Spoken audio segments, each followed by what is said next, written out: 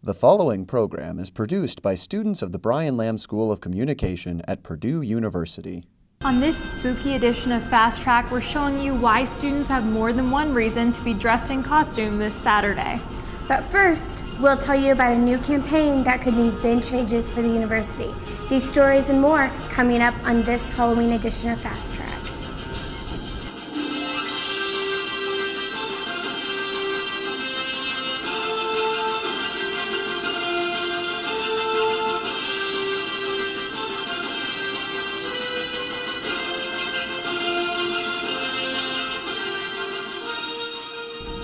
Thank you for tuning in to Fast Track and happy Halloween. This week's show is coming to you from the underground tunnels in the Union. I'm Taylor Briscoe. And I'm Rachel Bibler. Have you been noticing all the ever true banners around campus? In a new initiative to raise money for Purdue, President Mitch Daniels has kicked off his Ever True campaign in an effort to raise $2 billion by 2019, with the goal of improving campus life and academic excellence. 2019 will be the 150th anniversary for Purdue founders, as well as the 50th anniversary of Neil Armstrong's walk on the moon. Reporter Rachel Bibler was at the campaign last week. This past Friday, President Mitch Daniels presented his $2 billion plan, otherwise known as the Ever True campaign. Students across campus are coming to Memorial Mall to see what this campaign is about. The campaign looks like it could be more beneficial towards the campus and to bring more students to the campus. The goal is to raise over $2 billion by 2019, marking the 150th anniversary of Purdue's founding, along with the 50th anniversary of Neil Armstrong's walk on the moon. This is the largest campaign in Purdue's history. It encompasses STEM leadership, world-changing research and education, and it also solidifies the university's overarching commitment to Purdue's education. I definitely think it's an attainable goal. I think it will be a lot of hard work, but you've already seen a lot of volunteers come out here today and contribute to getting the word out about the campaign. I'm really excited to see what comes of it. The money from this campaign will go towards student support, a 50% increase in the number of endowed professors and deanships, further research on Purdue's campus, and improvement of the infrastructure. I certainly hope that we continue to make strides in research, because it's something that Purdue is really known for, and I think that we're an absolute leader in that area, and I hope that that continues. If you would like to participate in the EverTrue campaign, you can visit purdue.edu/evertrue or connect with Purdue EverTrue on social media. Reporting for Fast Track, I'm Rachel Bibler. Who knew Indiana's largest corn maze is only a 45-minute drive from our very own campus? Reporter Spencer Huffmeyer was out at Exploration Acres this past week enjoying kettle corn, apple cider, and getting lost in the maze. Let's see how it turned out. Nothing beats a glass of warm apple cider on a brisk fall day. I'm here at Exploration Acres to check out the corn maze and get a pumpkin. One of Lafayette's hidden treasures is Exploration Acres. This property boasts an 18-acre corn maze with 8 miles of twists and turns, as well as a corn cannon for shooting targets. We always have an overall theme. This year it's a Purdue maze. So we have a Purdue Chevron logo maze, which is about a half mile. We've got a Purdue football helmet maze, which is about 9/10 of a mile. We have 2 larger mazes, the Boilermaker, which is the statue, the Boilermaker striking the anvil, which is, I believe, 2.5 miles. And then we're 3.5 miles on the Purdue Peak maze, which includes the old oaken bucket. Exploration Acres is located 5 miles south of Lafayette on Newcastle Road. Exploration Acres works with Lafayette local businesses for advertising, as well as making patrons eligible for rewards as they visit the attraction. As far as something that might interest Purdue students, every maze map has logos that run up and down the sides of it that are from Lafayette, West Lafayette merchants. For instance, we've got Texas Roadhouse, Jump It, several university-related locations here like the Triple X that you can save money at when you actually punch your card in the maze. There are checkpoints, which are basically a post in the maze with a number that corresponds with each one of these tabs that are on the side. If the student takes the time to actually punch the card, you're now eligible to take this in and save money. The entire site is themed around Purdue and invites families of all ages to come out and enjoy the festivities. There's so many activities to do here at Exploration Acres, and I'm going to go wrap it up by shooting some corn out of that cannon. Reporting for Fast Track. Halloween is tomorrow, and naturally we all expect to see lots of costumes out and about.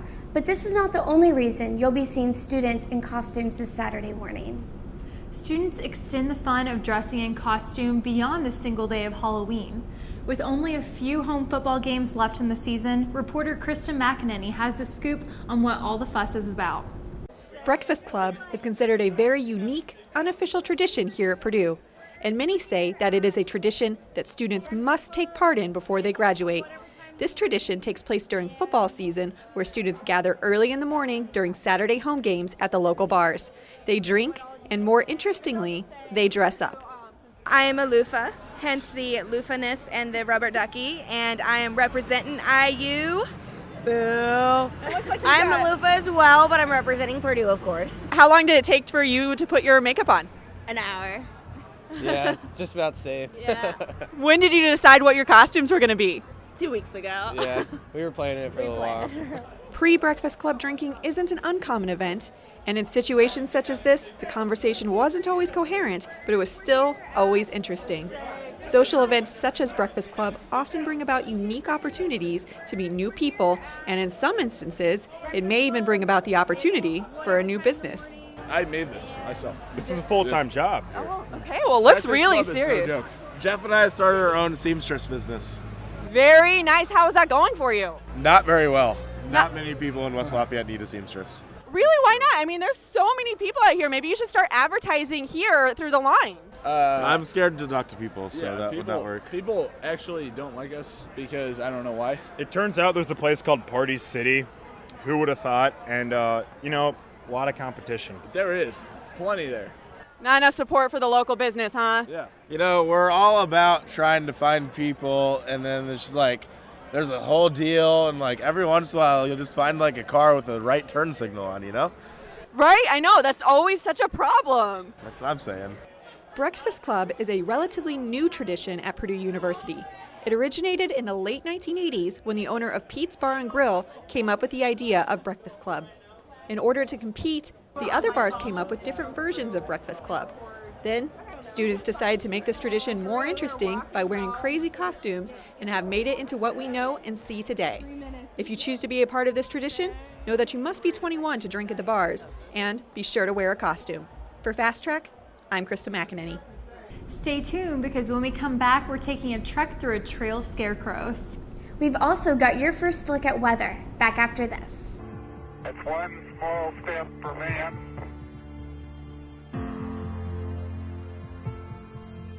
one giant leap for mankind.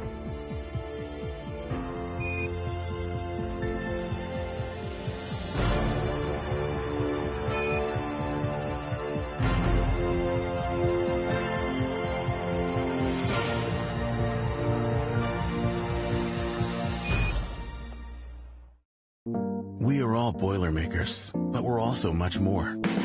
We're history makers, exploring the farthest reaches of our universe, often when strapped to a rocket. We are hope makers, rebuilders of Haitian cityscapes who ensure they'll now withstand any disaster. We are difference makers, developers of drought-resistant crops that just might end world hunger. The fact is, what we make moves the world forward. We are Purdue, makers all. I am an American. I am an American. I am an American. I am an American. I am an American. That's the way most of us put it. Just matter of factly. They're plain words, those four. You could write them on your thumbnail or sweep them across a bright autumn sky. But remember, too, that they are more than just words. They are a way of life. So whenever you speak them firmly. Speak them proudly, speak them gratefully. I am an American. I am an American. I am an American. I am an American. I am poised under pressure. I led Purdue to a come-from-behind victory in my first start. I am focused on the field and in class. I draw inspiration from the cradle of quarterbacks. I am Rob Henry, and I am a Boilermaker.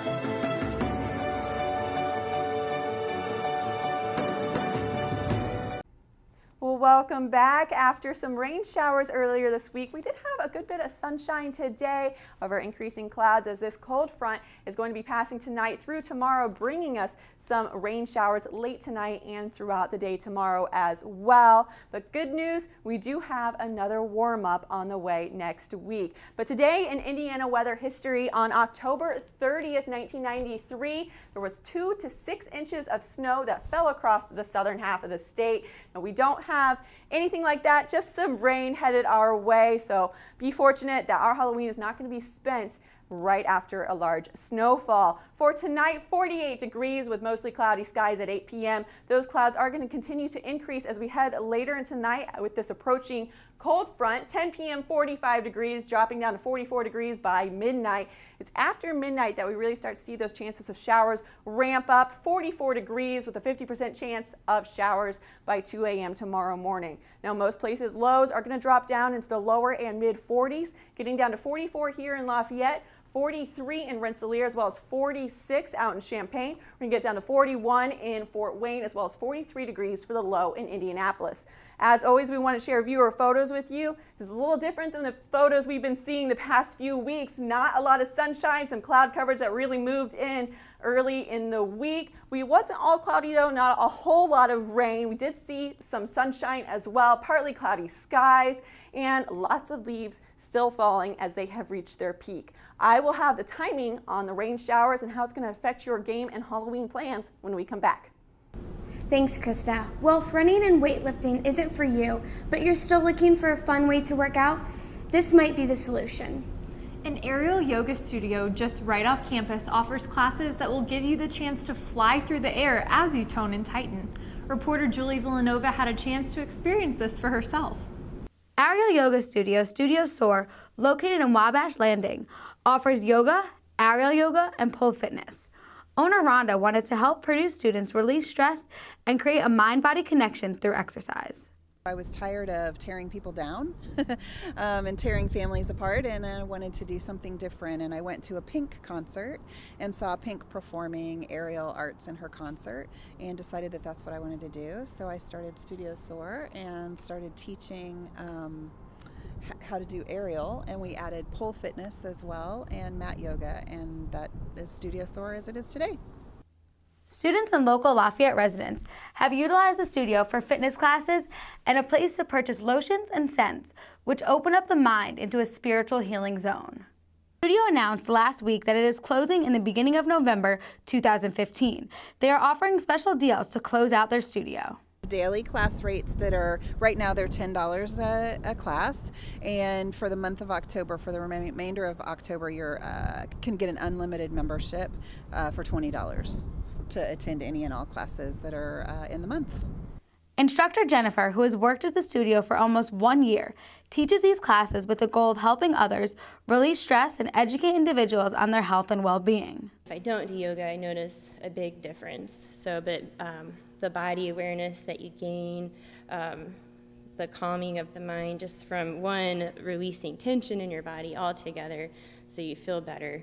And then that, of course, you make the connection to feel better in your mind. If you want to learn how to soar through the air, come check out Studio Soar. Reporting for Fast Track, I'm Julie Villanova. The Black Cultural Center is hosting a movie night of a different sort. The BCC and the Indiana Voices of Women organization have paired up to bring Greater Lafayette area a film series about overcoming racism. Reporter Taylor Briscoe has more. The Black Cultural Center is putting on a moving film series called Unearthing Our Roots of Racism. The second film, Mirrors of Privilege, was shown at the Matchbox building in downtown Lafayette. The BCC partnered with Indiana Voices of Women for this series, and a group of about 100 people have come to the first two films. Of the people in attendance coming to grow and learn, the age, gender, and race of the group varied greatly. How these get-togethers work is that a film is shown and then followed by about an hour of guided discussion. The facilitators who lead the conversation have been trained to do so. Film 2 of the three-part series featured stories from white men and women on overcoming their unconscious bias and entitlement, an issue that Jamila Gabriel finds to be crucial in the Greater Lafayette area. It's definitely timely and relevant to this community to talk about issues that often are often swept under the rug. Indiana Voices of Women orchestrator Barbara Kirchhoff believes the discussion held post-film is absolutely necessary for personal growth. It's like looking at a great smorgasbord is one thing, but you need to consume it and get the nourishment from it and really take it into your body and feel it and taste it. And that's what we needed to do with this information. We needed to taste it and feel it, and where does it connect with our lives?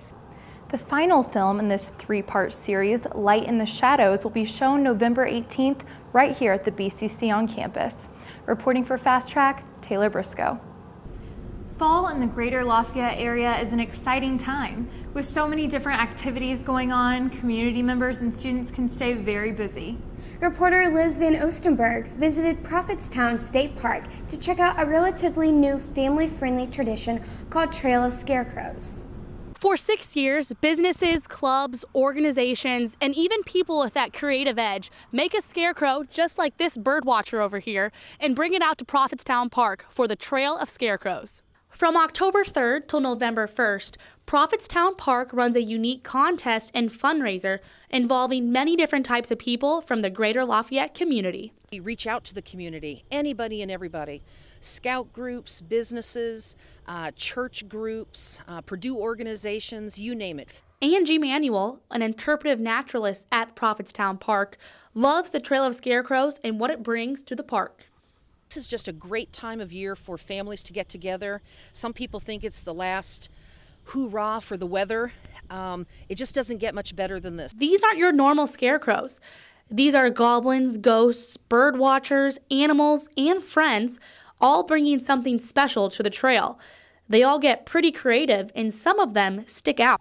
They're pretty interesting how they come up with the stuff. This is one of the park's biggest fundraisers, as visitors can bike, walk, or run along the bicycle trail, admiring different scarecrows.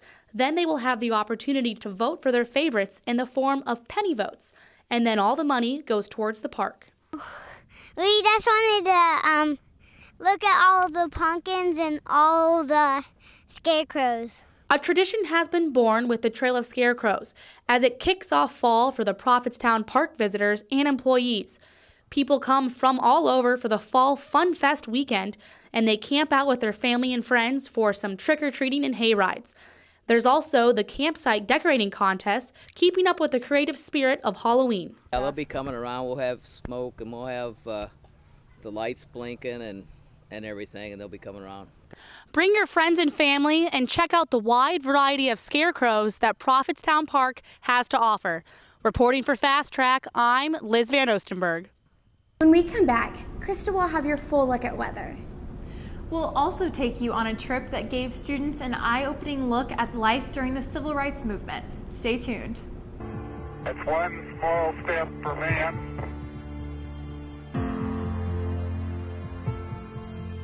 one giant leap for mankind.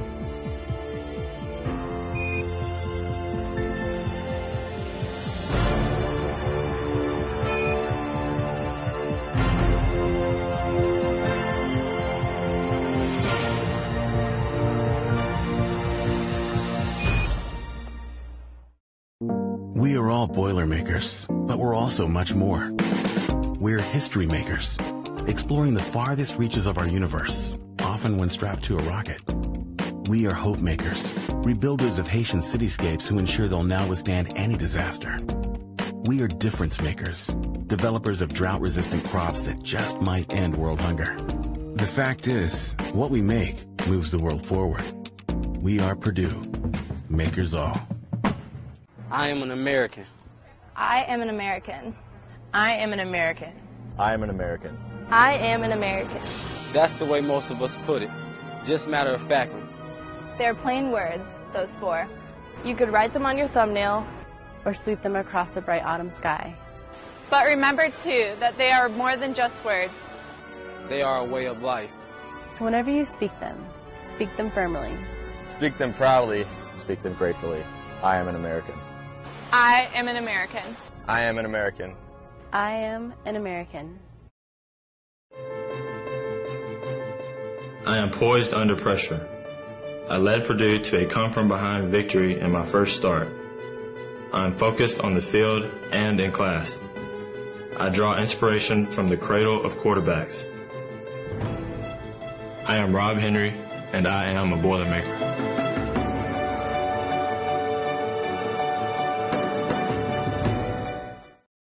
The hashtag #LookBackDon'tMoveBack has become popular thanks to Black Cultural Center here at Purdue. The BCC recently took a trip to Alabama on a research tour of the civil rights movement. The tour gave students the opportunity to see how the civil rights movement impacts our lives today. Fast Track reporter Island Sapahi went along on the trip to capture the experience. I'm here at Coosa River in the great state of Alabama, along with the Black Cultural Center from Purdue University. This is the last stop on the research tour where students really come together and reflect on what they've learned these past couple of days. We've traveled from Birmingham to Montgomery to Selma and finally to Tuskegee to learn more about the civil rights movement.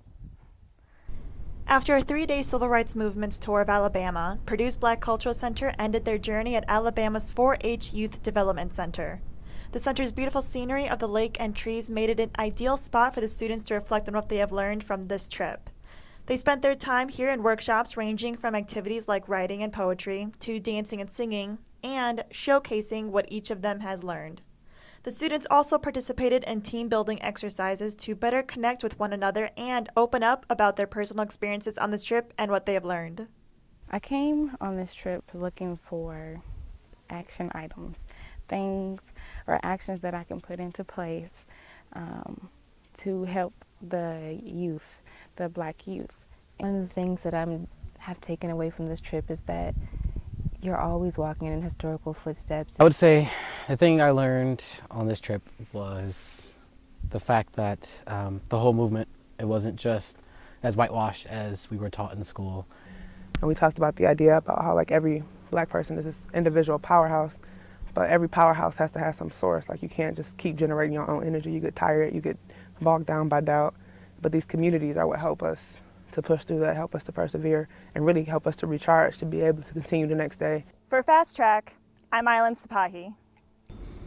Are you still looking for something to do to celebrate the last of the Halloween season?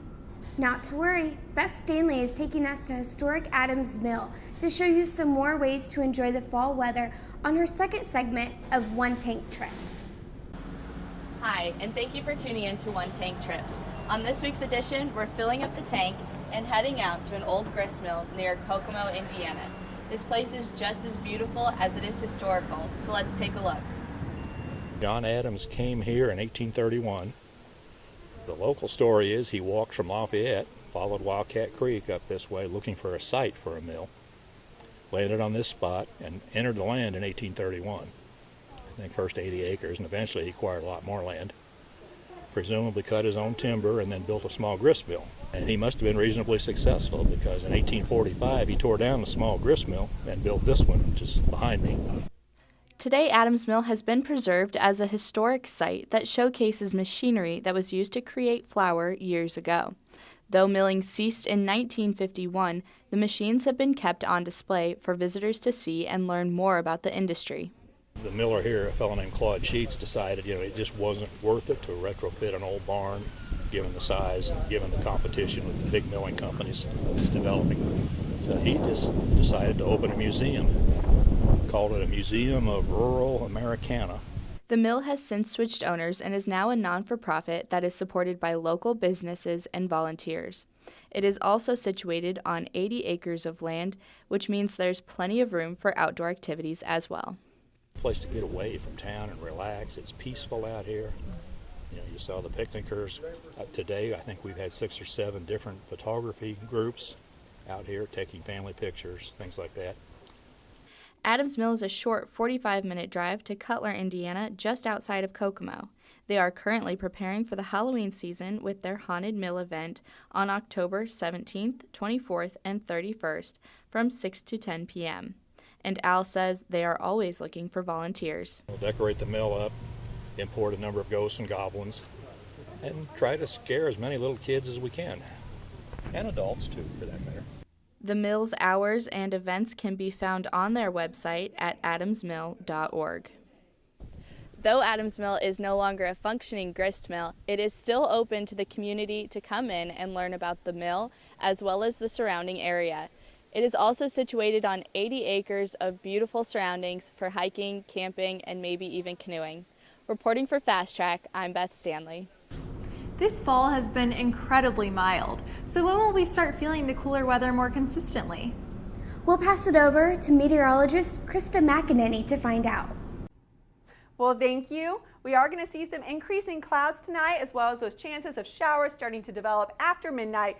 That chance of showers being around 50% after that midnight hour. We're going to have winds out of the south-southeast, 3 to 5 miles per hour.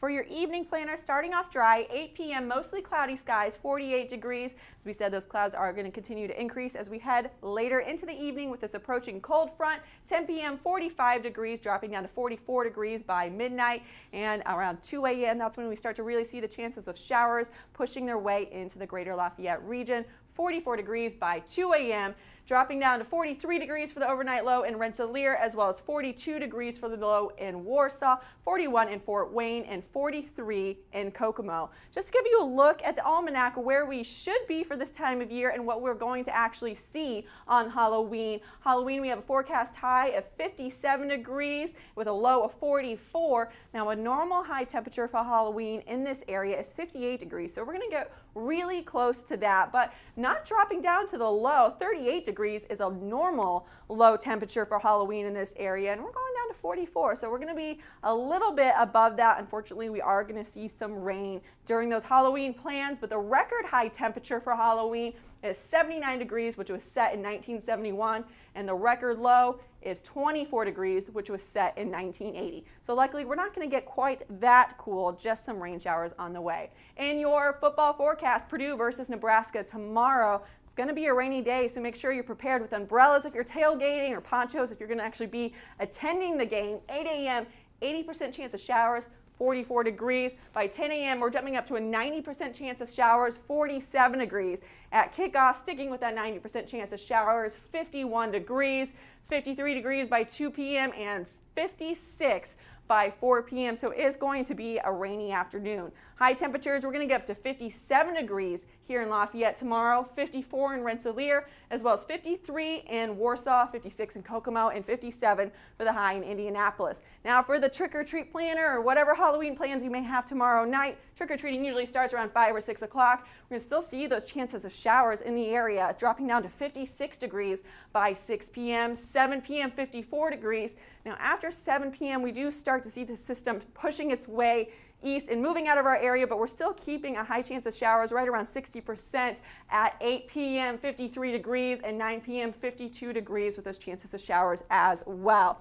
Now showing you in our future radar, 8 p.m. tonight, the system is off to our west, beginning to push its way here. We start off dry, but then by 2 a.m. we still start to see this really push its way into the Lafayette region and more widespread showers by 8 a.m. tomorrow morning. By 2 p.m. we do start to see the tail end of this pushing its way east across Lafayette, and by 8 p.m. most of this is starting to clear here in central Illinois, but we do still have the chance of showers sticking around in our area. And in our 7-day forecast, we're going to keep those showers a slight chance early Sunday morning, and then Sunday those showers are going to be clearing out, bringing us mostly sunny skies into the afternoon. A high of 63 on Sunday, and lots of sunshine on Monday with a high of 67.